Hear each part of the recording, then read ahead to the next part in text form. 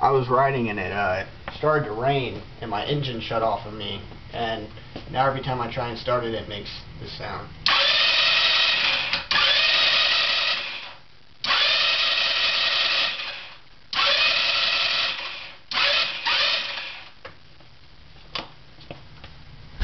I've adjusted my valves.